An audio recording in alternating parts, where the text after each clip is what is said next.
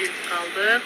Бұйырса бүгін соңғы күн, кеше келген болатын. Бішкекке жұмыстармен, бүгін жұмыстарды аяқтап, тауға шығып, Айпереджеме, жеңе, Данияр көке, бардығымыз Айпередже қыдырып жатады бізді. Баласы келеді.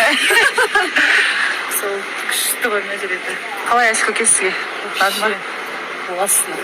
Тау деген это біздің любовь қой. Сізге Қырғызстаннан тұру керек кеттік. Тау деген ол керемет қой. Мына фонда бір сурет қысып алу керек екен, иә? Да. Так, достар, мына жақта енді көбісі клиенттер маған жазып жатыр екен. Аружан, уже товар там қашан болады деп. Помните, мен сторисқа 3 август па сол кезде салған болатын товарларыңыз кетті, бұны каргода тұрмын деп.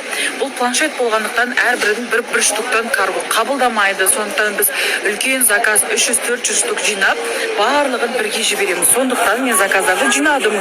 Ал мен негізі бар ғой Қырғызстанға өте қатты разымын бар ғой. Мен бағымды да ашқам, Қырғызстан елі болатын. Вот бұйырса бір соның проектке қатысайын деп атам. Мен арманым болған, сол шақырған кезде сразу келдім да. Өйткені бұндай возможностьтар очень редко болады. Бұйырса көресіздер, соның проект болайын деп атады. Сол көп-көп рахмет сіздерге.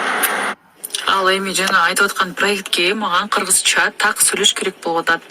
Ошон үчүн кыргызча так билетин мугалимдер деген кандай болот? Мугалимдер ал буюрса Кортойго өтүп алдык. Сонун күндөр болду.